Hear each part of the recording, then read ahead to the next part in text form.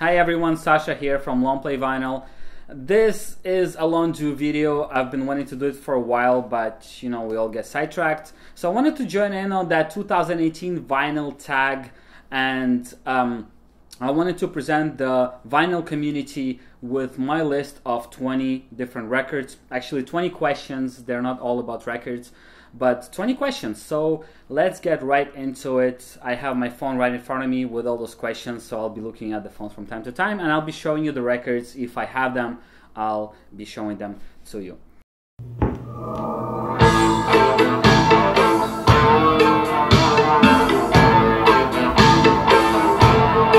So let's get started. Very first question is, first video you ever saw in the vinyl community. I don't remember what was the exact first video, but the very first person that I found on YouTube talking about vinyl was Frank from channel 33 RPM. He has a video coming out on every Sunday, so that's really good. That's what I liked about his channel. It's very consistent, and I started watching him, and it has snowballed from then on, and I've been watching and finding a whole bunch of other people in the vinyl community doing videos on YouTube, which is really cool.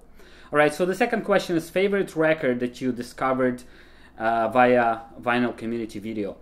I don't remember whose video it was, but I remember the very first record that I saw, and I've seen it several times on different videos, and I was like, what is this? I've never heard of this, I've never seen it. And eventually I stumbled upon the record at a garage sale, and I had to get it just because I keep seeing it everywhere. And it's right here, King Crimson. So that's the very first record that I discovered through vinyl community. I have 2 copies of this one. One of them is in, I would say, very good condition. The other one is more beat than that, but I got them both for about $1, which is really cool. And it's a really great album from a really great band that I've never heard of before, maybe last year or so. All right, so next to the third question, what are your other hobbies? This is a hard question because my hobbies keep changing all the time. A few years ago, I was really big and active in European car community as well as motorcycles. Then I started biking a lot, and since it's winter right now in Canada, I've been learning how to snowboard, and I've been to the slopes quite a few times this winter. So I would say this is my hobby right now besides vinyl, snowboarding. I spend a lot of time watching videos about snowboarding, and I try to go as often as I can. So next question, number 4, is why did you start collecting?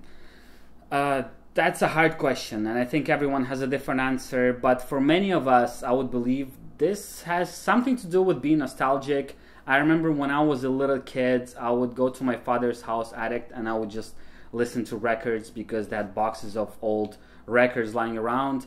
And eventually, maybe 10 years ago or so, I had a friend that was throwing away a crate of records, and I really wanted that crate. And at the same time, I grabbed the records and I kept most of them, and I didn't really get into collecting back then. I just had that crate of records, which was really cool, and I'll show you one of the records that was in there, Janis Joplin, This Is a Classic, and he had a whole bunch of Elvis and Beatles albums. So I thought, I'll keep them, they look cool. Then I got a very cheap turntable, which I'm ashamed of right now, was a Crossley. And eventually, years later, I met some friends that were listening to vinyl, and I just started buying them and going to garage sales, digging for records, buying brand new records as well. So I guess it's that nostalgic feeling for me personally, thinking back of my childhood and how I used to listen to records with my cousins and my sister and so on. Question number 5, do you play instruments or are you in a band? I am not in a band. I play guitar at an amateur level. I wish I played better, but I'm not putting in the time to practice. And I really wish that I would pick up playing accordion. This is my new kind of, not obsession, but I would like to do that. I would like to try it. Unfortunately, accordions are quite expensive, especially good ones. And I'm pretty sure that I wouldn't have time once again to put in to that yet another hobby. So I'd love to, but I'm not at that point yet. Question number 6, have you ever worked at a record store? No, I haven't, and I don't think I would want to do that for many different reasons, but that would be another video for another time. Question number 7, Favorite album from the year you were born? That's a hard one because, as Pookie mentioned, that the 80s was the worst time for music. But I did manage to find one album that is really great. I actually had it a few days ago. I don't have it anymore. It was released in 1986, Metallica's Master of Puppets. I bought a reissue of this album, but I gifted to my friend's son, who turned 15, I believe. And he's really into jazz and classic metal, so I thought he would enjoy the heck out of this album, so I just had to give it to him for his birthday. I have to order another copy because it's a great album and it's a classic. What classic record have you never heard?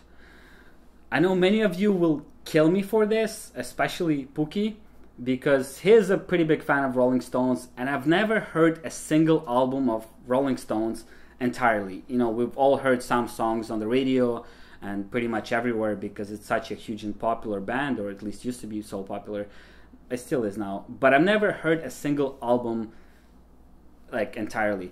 Now, I have 3 albums actually. I forgot the third one because I don't have it with me now. But I have 2 albums that I'd like to show to you, both by Rolling Stones. And both of these albums were pressed in USSR by Melodia. And I have a video about these pressings and about these records. So there's Rolling Stones' Lady Jane. Here's number 1. And the other one is Rolling Stones' Play With Fire. I don't know if you guys ever seen these. If you haven't, you could check out my video. Also, another cool thing, I will be doing a giveaway of one of these albums. I'll give you some more details at the end of this video, so keep your ears open and you might get a chance to get one of these albums completely free. I'll even ship it to you wherever you are in the world. Alright, so Rolling Stones, yeah, I'm sorry, I'm not a big fan. Next question, show a guilty pleasure record. That was a hard one, but I finally found one. I've listened to it a couple of times. The thing is, I don't really have many guilty pleasure records because I only listen to stuff that I really enjoy. And, well, this is one of them, True Blue by Madonna with Papa Don't Preach and hits of that sort. It's not a favorite album. I don't listen to it often, but I guess I could put it in the guilty pleasure category because, you know, it's so cheesy and it's just crappy pop music. All right, so next question. Strangest record. Question number 10, strangest record. The thing is that strangest record could be interpreted in so many ways, but I decided to go with something good because, you know, I'm sure I have some strange records that I've never listened to, but here is one that is really great. It's very strange. It's French psychedelic rock from early 70s by Dashiell Hedayat. The album is called Obsolete. This is his second and last album. It's psychedelic. It's from the 70s. It's French. The first track is called A Mushroom, Will You Mush My Room? That gives you an idea of what it's about, but a lot of French music listeners think that this is one of the greatest psychedelic albums that ever came out in France. So if you have a chance, check it out. And I'll try to put the links to either Amazon listings or Discogs listings to all of the albums that I'm mentioning in this video. So if you ever get interested, you could actually, you know, easily find and track them down if you want to listen to those records. Next question, number 11, show a picture disc. Well, here is one that I got in 2016, I think. I got it on Amazon when they had a big pricing error thing going on. And I have a video on that too. You should check it out. I'll link to it in the description. This is a picture disc.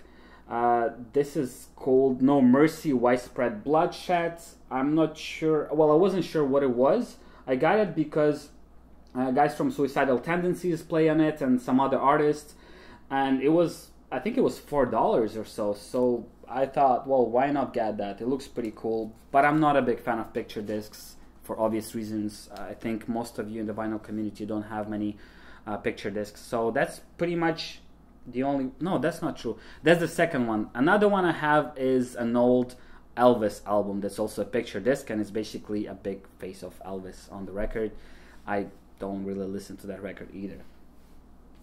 Right, next one, number 12, best posthumous release.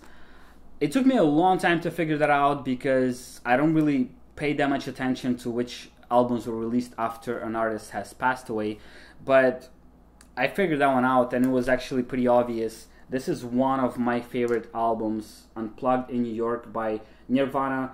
It's a 5-time platinum. It was released in 1994, maybe half a year after Kurt died. I think it was recorded in 1993, the actual MTV special, but it was released in 1994. If you haven't heard of that show, if you haven't listened to this record, this is a must. You must have it. It's really awesome. Nirvana is not known for playing cover songs, but for this show they actually played quite a few covers, which is, you know, an interesting choice for MTV Unplugged. And if you don't know that, Kurt Cobain actually had his guitar plugged into his amp and some effects because he just refused to play unplugged, although the show is called Unplugged, but you know, that's Kurt Cobain, that's how he was. So really great record. If you haven't heard this record, if you don't own it, I highly suggest getting it, or at least getting a chance to listen to this album on whatever format you want. Number 13. What artist do you impulsively collect? This one is Jean Leloup. It's a French-Canadian artist. He changed his name once to Jean Leclerc, which is, you know, different story. But yeah, he hasn't released that many records. I think I own pretty much all of them except that 2016 Record Store Day release, which I could find for $100 or more, but I'm just not willing to spend $100 on a record. I'm hoping that it will be reissued eventually, and I'm pretty sure it will be, but that's pretty much the only album on vinyl from this artist that I don't own. I have all of the other ones. If you have never heard of this guy, and if you're watching this from the States, you probably haven't. But yeah, I'll add some links and you should check him out. He has pretty good lyrics and music is great, it's very special, and you'll discover a French-Canadian artist. Okay, next one. Best blind buy. That was hard as well. That was a hard question because I have a lot of records that I bought blindly, but this one's very interesting. This is Bark by Jefferson Airplane. I bought it for $1 at kind of a garage sale. Basically, there was a guy that was selling a whole bunch of records, and this was one of them in the pile. Now, to be honest with you, it wasn't me who picked it. It was my girlfriend who found it, and she thought that with a cover like this one, it has to be something interesting, something good. I haven't heard of Jefferson Airplane either until I bought this album. I bought it, I checked it out. This is a Japanese pressing, which is really cool. It comes with like lyrics in Japanese and stuff like that, and the music is pretty good. So I would say this is one of the best blind buys, especially considering that I bought it for $1. Next one, a blind spot artist. That's an artist that, you know, it's a lot of people don't know about. That was an easy one for me. It's one of my favorite artists, Gogol Bordello, a band from New York City. They have quite a few albums now, and many of them are on vinyl. I actually have most of them on vinyl, except maybe one or two. They call it gypsy punk. This is really original and different music, maybe something you've never heard of. I really like this artist. I've seen quite a few of their shows in Montreal and Toronto. So yeah, if you've never heard of these guys, check them out. Really good music and something a little bit different from what you're used to. Next one, your favorite album cover. Another really hard question because there's so many covers that are simply beautiful and amazing, but I thought that this one was my favorite because it's simply freaky and it plays with my mind every time I look at it. Pink Floyd's Relics. Just look at that. This is so weird, and maybe it's not the most beautiful or the coolest or most elaborate or whatever, but just because it's so freaky and it's so creepy, I completely love this cover art. Next one, a musician you've met. The thing is that I used to go to a lot of shows, especially when I was younger. I used to be very active in a local punk community, so I used to film a lot of punk shows and I used to get free tickets to see them. So I've met the guys from The Addicts, one of the biggest UK punk bands, one of the oldest, I guess. They Glow Abortions. huge, very, very known Canadian punk band that's been around for, I don't know, 30 years or so. Many other punk bands. I've met a lot of them. I've partied with a lot of these guys.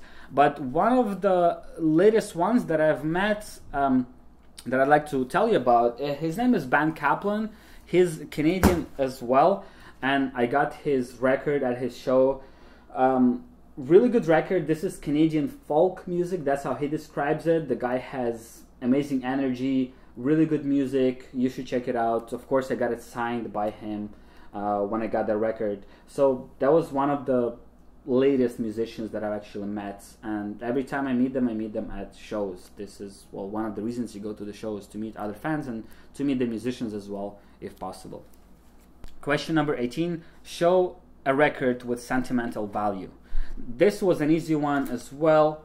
This is a Ukrainian artist by the name of Anuka. It's kind of experimental electronic music, down-tempo. It's really good, actually. It's very, very strange that this kind of music comes from Ukraine, because it sounds very Western and very experimental.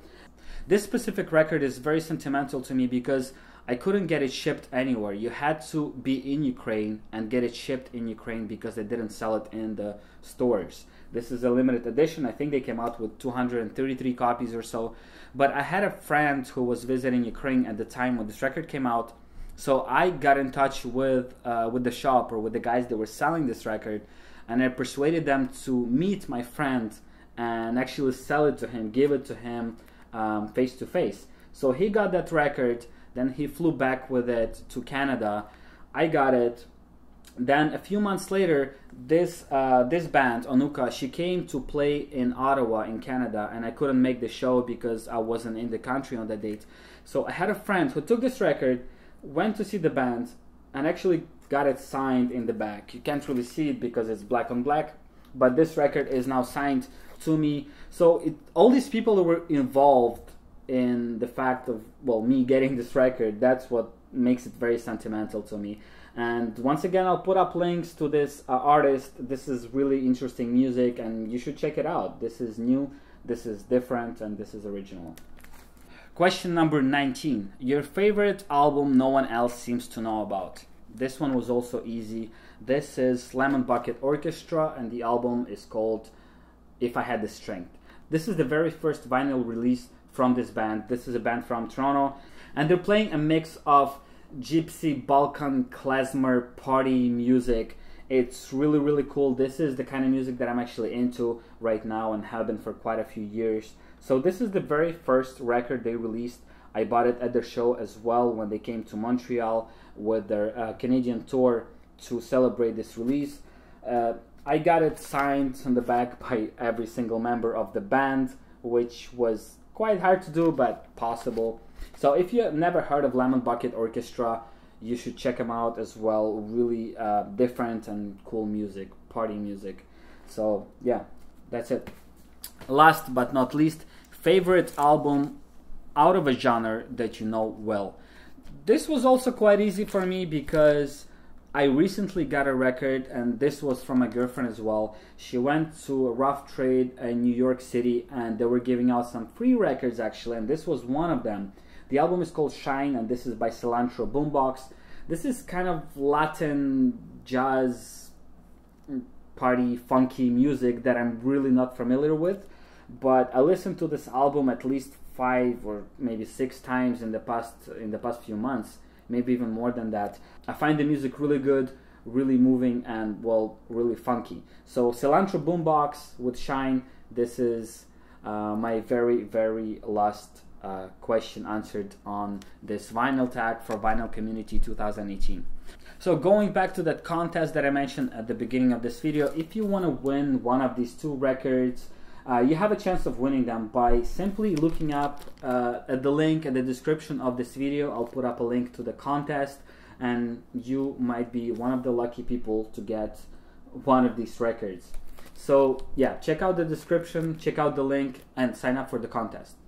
I hope you enjoyed this video. I hope you discovered some new records through this video. If you did enjoy it, click on the like button, subscribe to our channel because we're planning to come out with many more videos in 2018. If you have any comments or if you want to tell us what kind of records you have been playing a lot lately, please do leave a comment under this video. Once again, thank you so much for watching.